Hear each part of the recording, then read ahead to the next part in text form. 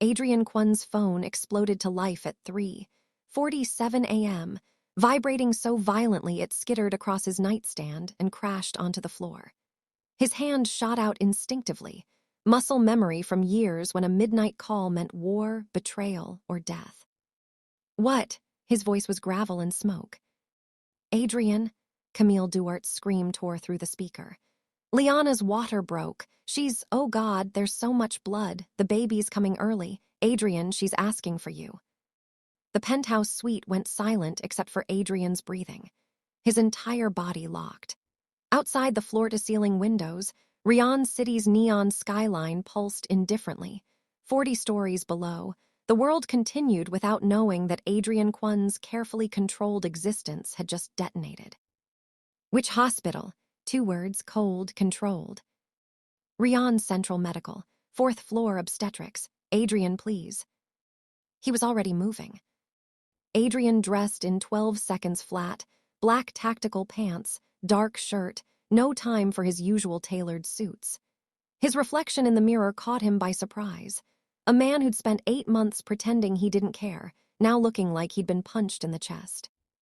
Liana. The name was a prayer and a curse. His ex-wife. The woman he'd loved so completely it had become a weakness his enemies exploited. The woman he'd divorced 8 months ago after photographs, doctored, manipulated, perfectly orchestrated lies, showed her in another man's arms. He'd believed them. God help him, he'd believed them. And she'd believed the counter-lies fed to her. That Adrian had returned to his old ways, that bodies were piling up again, that he'd never really left the underworld. They destroyed each other with words neither of them meant. But now she was having his child. His phone buzzed again. Han Seojin, his driver and head of personal security. "Sir, the car's ready, but we have a problem." "Talk while I move." Adrian was already in the private elevator, descending. Daejeon Park's surveillance team has been parked outside Rion Central for 3 hours. They knew before we did. Adrian's jaw tightened. Daejeon Park, his former partner in the Kwon syndicate, the man who'd orchestrated the fake photographs, who'd spent the last 8 months systematically trying to dismantle everything Adrian had built. How many men? At least 6 that we've identified. Could be more inside. The elevator doors opened to the underground garage. A black Lexus LX idled with its door already open, Seojin behind the wheel. Adrian slid into the back seat. "Then we go in loud," Adrian said quietly. "I don't care who sees, I don't care what it costs. That woman and my child are not going to be alone tonight." Seojin's eyes met his in the rearview mirror. "Sir, are you sure she wants you there?" Adrian stared out at the dark city blurring past. "No, but I'm going anyway." The streets were nearly empty at 4 a.m., just delivery trucks and the occasional taxi. Adrian's fingers drummed against his thigh, the only outward sign of the chaos inside his head. "Tell me the truth, Seojin. How bad is Park's operation?" Seojin's shoulders tensed. "Bad. He's consolidated the Eastern Territories. He's got Judge Murren in his pocket now, 3 city council members and at least 2 police captains on payroll. The Valdez cartel is backing him. Word is he's making his move soon. On everything. Your properties, your legitimate businesses, my family." "Yes, sir." Adrian's voice dropped to something subterranean. "Then we accelerate the timeline. After tonight, I want every illegal asset I own liquidated or transferred. Every weapons cache emptied. Every blackmail file burned. Every shadow connection severed." "Sir." "I'm done, Seojin. After tonight, Adrian Kwon the crime lord is dead. I'm just going to be a father." Seojin was silent for 3 blocks. Then, "Your father said the same thing once." "My father was weak. He tried to keep one foot in both worlds. I'm burning the bridge completely." Adrian leaned forward. "And I'm starting with Park." The hospital loomed ahead, a modern glass structure that looked more like a corporate headquarters than a place of healing. Adrian spotted Park's surveillance immediately, a gray sedan with tinted windows, 2 men visible in the front. "Park them right in front," Adrian ordered. "I want them to see me." Siajan pulled the Lexus directly under the emergency bay lights, stopping precisely where the sedan's cameras couldn't miss. Adrian stepped out slowly, deliberately, making eye contact with the surveillance team. One of them raised a phone. Adrian smiled, the smile that had made prosecutors nervous and rivals careful. Then he walked through the automatic doors like he owned the building. Which, technically, he did. The Kwon Family Trust owned 42% of Rion's Central Medical. The night receptionist recognized him instantly, her face drained of color. "Mr. Kwon, we weren't expecting." "Fourth floor, obstetrics, Liana Tours." "She's, room 407, but sir, visiting hours." Adrian was already walking to the elevators. Behind him, Siajan took position near the entrance, hand resting casually inside his jacket where a Glock 19 sat in a shoulder holster. The elevator ride to the fourth floor took 23 seconds that felt like 23 hours. What if she doesn't want to see me? What if she's moved on? What if I'm too late for everything that matters? The doors opened. Camille Duarte stood in the hallway like a guardian angel in yoga pants and a UCLA sweatshirt, her curly hair wild, mascara streaked down her face. When she saw Adrian, something complicated crossed her expression, relief and fury competing for dominance. "You came." "Of course I came." "You broke her heart." "I know." "She cried every night for 2 months." "I know." "If you hurt her again, Adrian, I don't care who you are. I will destroy you." Adrian met her eyes. "Get in line." Camille studied him for a long moment, then stepped aside. "Room 407, it's not going well. The baby's early, 6 weeks early. They're talking about an emergency C-section." Adrian's world tilted. 6 weeks. "She's been stressed. She wouldn't tell anyone, but I think she knew Park's people were watching her. She was scared, Adrian, and she was alone." Something in Adrian's chest cracked clean through. He walked to room 407 and stopped with his hand on the door. "Please let me do this right, just this once." He pushed it open. Liana Tours lay in the hospital bed, her brown hair plastered to her forehead with sweat, her face pale and drawn with pain. An IV ran into her left arm. Monitors beeped rhythmically. A nurse was adjusting something, but she froze when Adrian entered. "Out," he said quietly. The nurse looked at Liana, who gave a tiny nod. The nurse left, closing the door behind her. For 5 full seconds, neither of them spoke.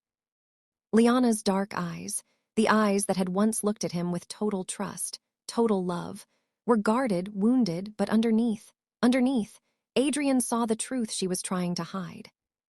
She still loved him. "You weren't supposed to come," Liana whispered. Camille called. "I told her not to." "She doesn't listen well. It's why you're friends." Despite everything, Liana's mouth twitched toward a smile before another contraction hit. Her entire body tensed, her hand gripping the bedrail so hard her knuckles went white. Adrian was beside her in an instant, his hand covering hers. "Breathe. Like we learned in those classes you dragged me to. Remember, 4 counts in, 7 counts hold, 8 counts out." "You remember that." "I remember everything about you." Liana's eyes filled with tears.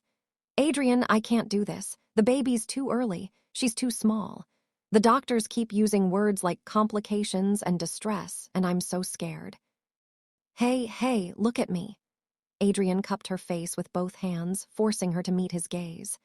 "You are Liana Tours. You survived an abusive ex-boyfriend. You survived being married to a crime lord. You survived our divorce. You're the strongest person I've ever met. This baby, our daughter, she's going to be just fine because she's half you." "And half you," Liana whispered. "God help her." This time Liana actually laughed, short and sharp, before another wave of pain cut it off. The door burst open. Dr. Chen, the obstetric surgeon, entered with 2 nurses. Her face was professionally calm, but her eyes were urgent. "Liana, the baby's heart rate keeps dropping. We need to do the C-section now. We're prepping or 2." Liana's hand clamped down on Adrian's. Don't leave me. I'm not going anywhere. Dr. Chen's eyes flicked to Adrian. Recognition, calculation. Mr. Kwon, you'll need to scrub in. This is an emergency surgery, if you can't handle. Try and stop me. The ore was blindingly bright, all stainless steel and focused intensity. Adrian stood beside Liana's head, holding her hand while the surgical team worked behind the blue drape that blocked their view of the incision. Liana was shaking from fear, from the epidural, from everything. Talk to me, she whispered. Distract me. Tell me something true. Adrian leaned close to her ear. I never stopped loving you, not for 1 second. Every morning I woke up alone, I reached for you. Every night I came home to an empty penthouse, I heard your laugh in the walls. I believed those photographs because I was an idiot, but I never stopped. I never slept with Marcus, Liana interrupted. Those photos were fake. Park set them up. Marcus told me everything before Park's people killed him. Adrian's blood turned to ice. What? 3 months ago, they made it look like a car accident, but Marcus called me the night before. He was terrified. He said Park had threatened him, forced him to pose with me at that restaurant, had his people Photoshop the rest. Marcus was trying to get proof, but... Liana, why didn't you tell me? Because you'd already moved on. Because the divorce was final. Because I thought. I've got the head, Dr. Chen's voice cut through. Heart rate stabilizing, keep going. If you're Team Adrian or Team Liana, smash that like button if you're invested in this story, and subscribe so you don't miss the conclusion. One more push with the suction. There. A sound pierced the operating room that made Adrian's entire world stop and restart. A cry, high-pitched, furious, alive. It's a girl, Dr. Chen's voice carried genuine relief. She's small, but she's breathing on her own. Upgar score 7. That's good for 34 weeks. That's very good.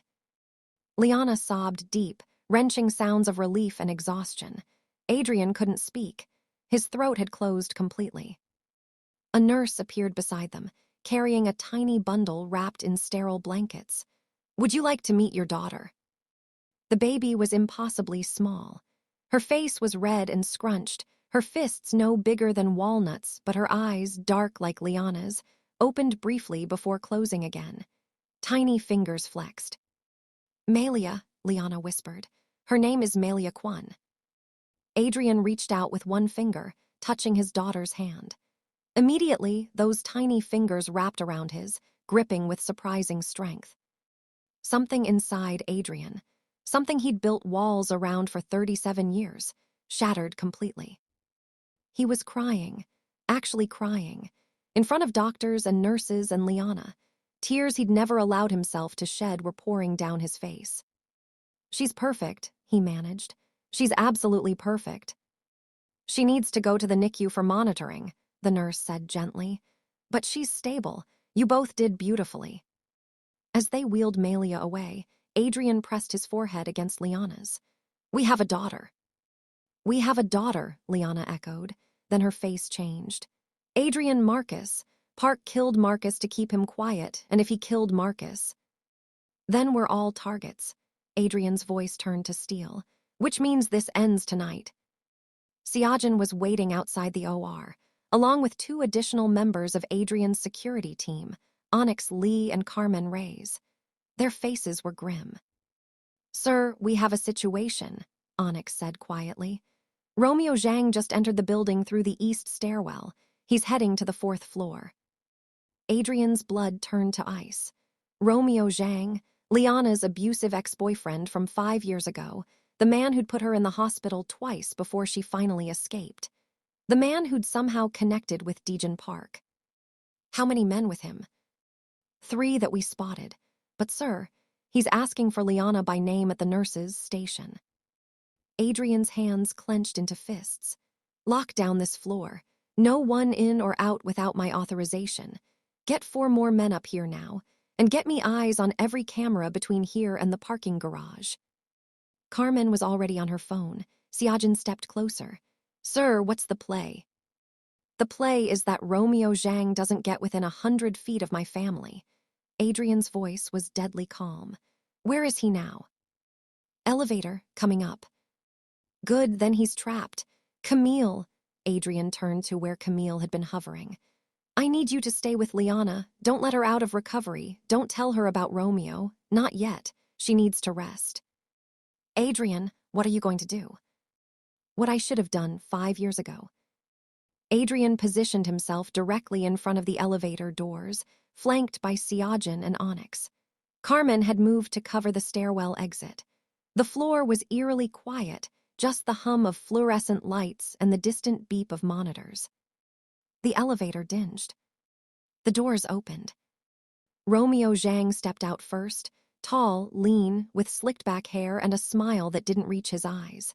He wore an expensive suit that couldn't hide the predator underneath. Behind him, 3 men in leather jackets fanned out. Romeo's smile widened when he saw Adrian. Kwon, I heard congratulations are in order. A baby girl, right? Premature but alive, that's lucky. Turn around and leave, Adrian said quietly, while you still can. Can't do that. You see, I came to visit an old friend. Liana and I have unfinished business. The only thing you have with Liana is a restraining order. Romeo laughed, a sound like glass breaking. Restraining orders are just paper. Besides, I'm not here to cause trouble. I just want to see my... Call her yours again, and I'll remove your tongue. The temperature in the hallway dropped 20 degrees. Romeo's men shifted, hands moving toward concealed weapons. Siajin and Onyx mirrored them. Easy now, Romeo said, raising his hands in mock surrender. No need for violence in a hospital, although, his eyes glittered with malice. I heard the baby's in the NICU, fragile little thing. Be a shame if something happened.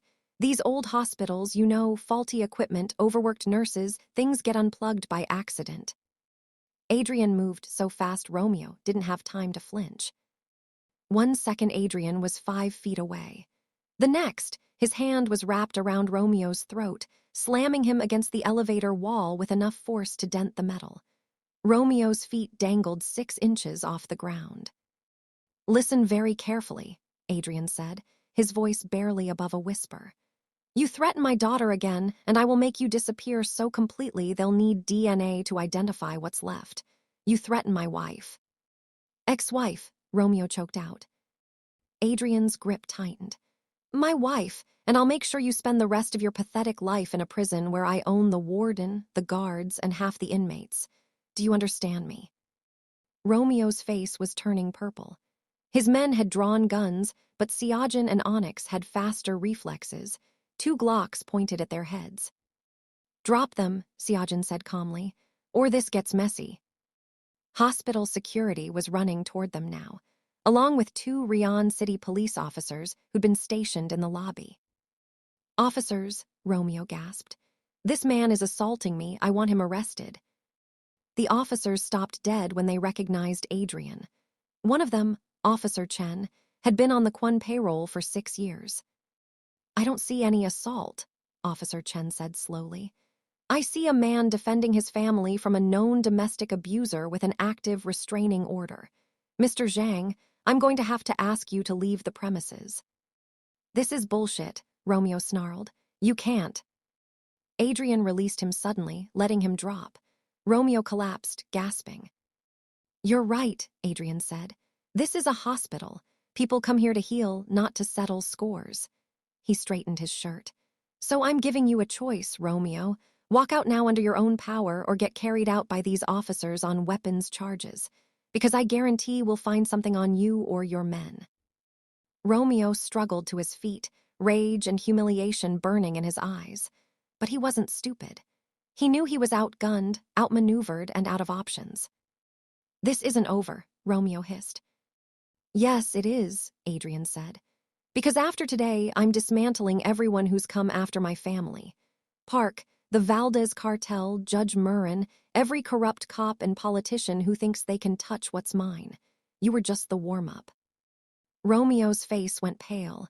He stumbled backward into the elevator, his men following.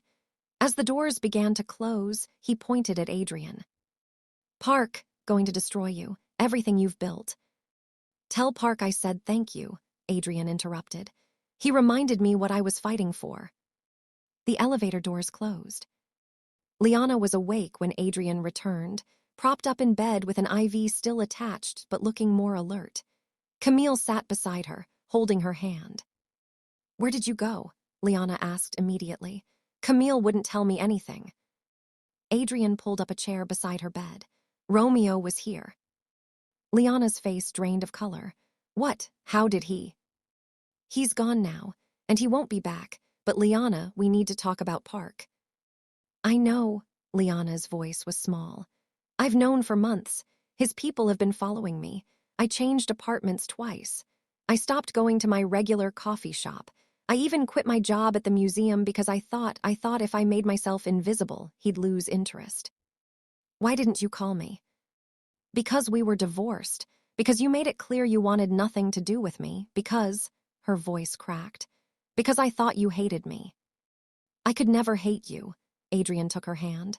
I was angry, I was hurt, I was a fool, but hate, never. Camille cleared her throat. I'm going to get coffee and check on Malia and give you two some privacy. She squeezed Liana's hand. Tell him everything. After Camille left, Liana took a shaky breath.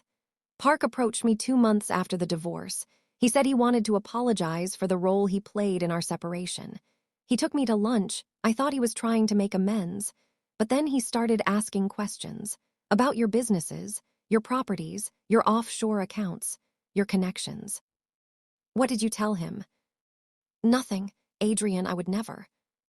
I know you wouldn't. Adrian stroked her hand with his thumb. What else? He got angry when I wouldn't help him. He said that I was going to regret choosing your side.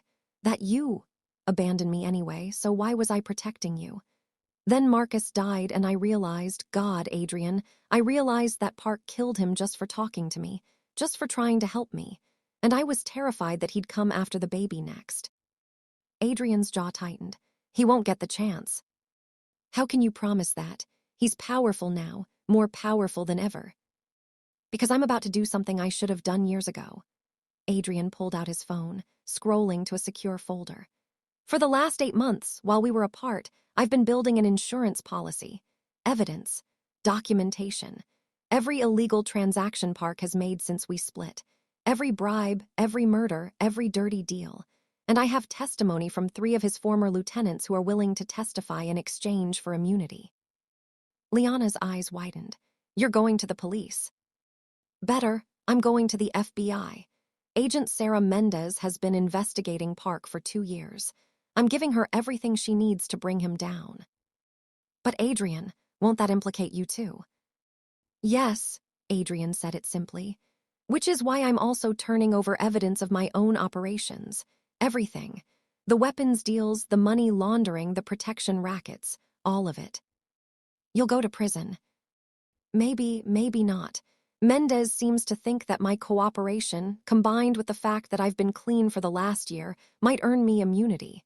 But even if it does, Adrian cupped Liana's face, I have a daughter now. I have you, if you'll give me another chance. I can't raise Malia in a world where her father is a criminal. I won't. Tears streamed down Liana's face. Adrian. I know I don't deserve your forgiveness. I know I failed you. I believed lies instead of trusting you. I let my pride destroy us. But Liana, I am begging you, give me one more chance. Let me be the man you always believed I could be. Liana pulled him close, sobbing against his shoulder. I never stopped loving you, not for 1 day, not for 1 second. Then marry me again. Liana pulled back, shocked. What? Marry me again, not in some big society wedding, just us. Camille and Siajan as witnesses, a judge who owes me a favor. Let's do it right this time. Let's build something real. You're insane. Probably. Is that a yes? Despite everything, the exhaustion, the fear, the pain, Liana smiled. Yes, you idiot, yes. They wheeled Liana to the NICU in a wheelchair, Adrian walking beside her. Through the glass, they could see Malia in a small incubator, wires and tubes monitoring her vitals, but her tiny chest rising and falling steadily. She's strong, the NICU nurse said. Stronger than we expected for 34 weeks.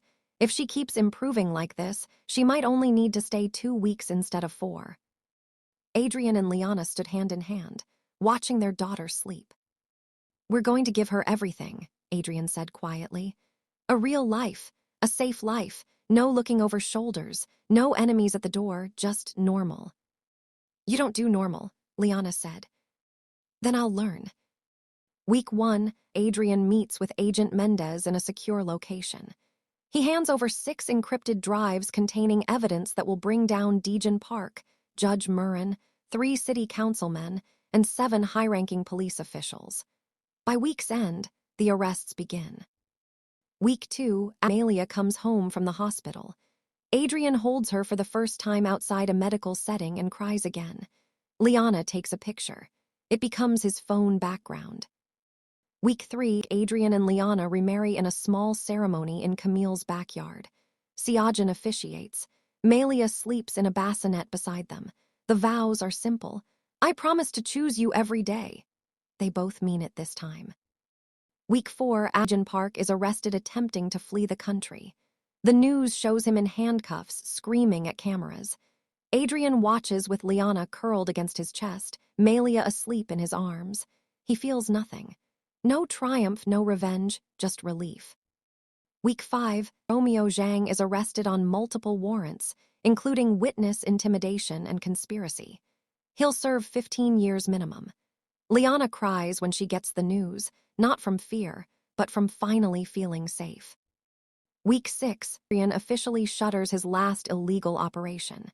He transitions fully to legitimate businesses, a real estate development firm, a clean energy startup, and a logistics company. The transition costs him millions, but he sleeps better than he has in a decade. The villa in Astra Hills was everything the city penthouse wasn't: quiet, green, surrounded by bamboo forests and mountain streams. Adrian had bought it 2 years ago as a bolt hole. Now it was home. Liana sat on the porch, watching Melia kick her legs in a bouncy seat. The baby was chunky now, healthy, with Liana's dark eyes and Adrian's stubborn chin. Adrian emerged from the house carrying 2 cups of coffee. He handed one to Liana and sat beside her. Siajan called, he said. Park's trial starts next month. Mendez says it's airtight. And you. No charges, full immunity in exchange for my testimony. Adrian stared out at the mountains. I testified against 12 people last week, men I did business with, men I called allies. Some of them will die in prison. Do you regret it? No, he said it immediately.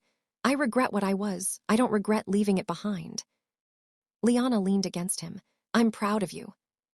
Those 4 words meant more than any empire ever could. I have something to tell you, Liana said quietly. Adrian tensed. Good something or bad something? Good, I think, I hope. She took his hand and placed it on her stomach. I'm pregnant. Adrian froze. You're what? 8 weeks. I found out yesterday. I know we didn't plan this. I know Melia's still so young, but... Adrian kissed her. Deep, long, pouring everything he couldn't say into it. When he pulled back, he was grinning like an idiot. Are you serious? We're having another baby. We're having another baby. Oh my God, oh my God. Adrian stood up, packing, running his hands through his hair. Okay. We need to. The house needs another nursery. And we should talk to Dr. Chen about, and maybe we should move closer to the city so. Liana laughed. Adrian, breathe. We have 7 months. He sat back down, pulling her close. I'm going to do it right this time. Every appointment, every ultrasound, every midnight craving. I'm not missing a second. I know you won't. Melia chose that moment to let out a demanding wail. Adrian scooped her up, holding her against his chest. Hey, princess, you're going to be a big sister. What do you think about that? Melia grabbed his nose and giggled. 2 years later, the backyard of the Astra Hills house was full of life. Melia, now 2.5, chased butterflies with the determined focus of someone who'd inherited her father's intensity and her mother's stubbornness. Her dark curls bounced as she ran. Yi Kwon, 18 months old, sat in the grass pulling apart a dandelion with scientific precision. Adrian watched them from the porch swing, Liana tucked under his arm. "You know," Liana said, "sometimes I can't believe this is real, that we're here, that we made it. We almost didn't. But we did." She tilted her head up to look at him.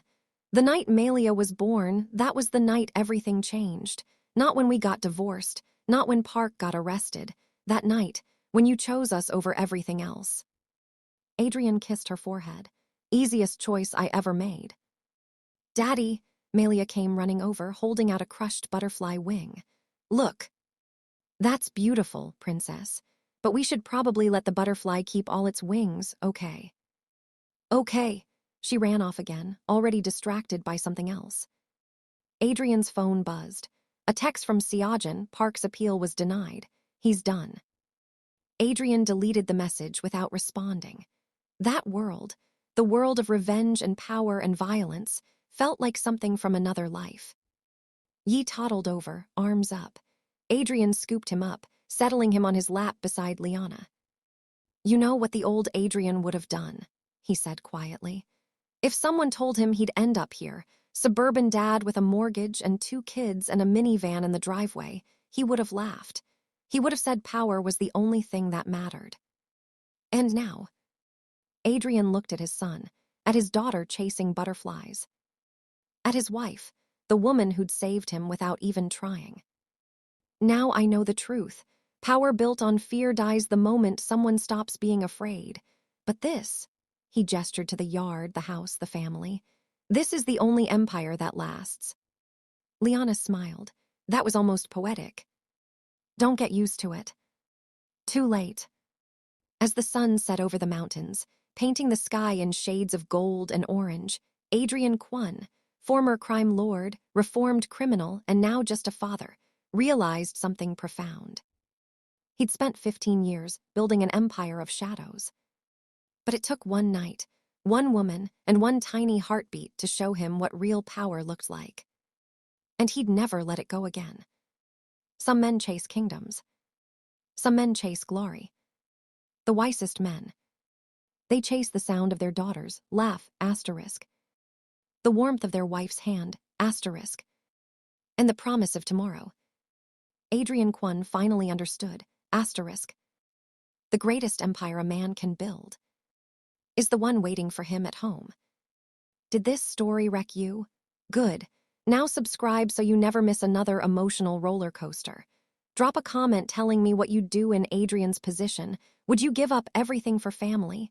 And smash that like button if you believe in second chances. This is the content you crave, and I've got more coming. Don't sleep on it. Subscribe now.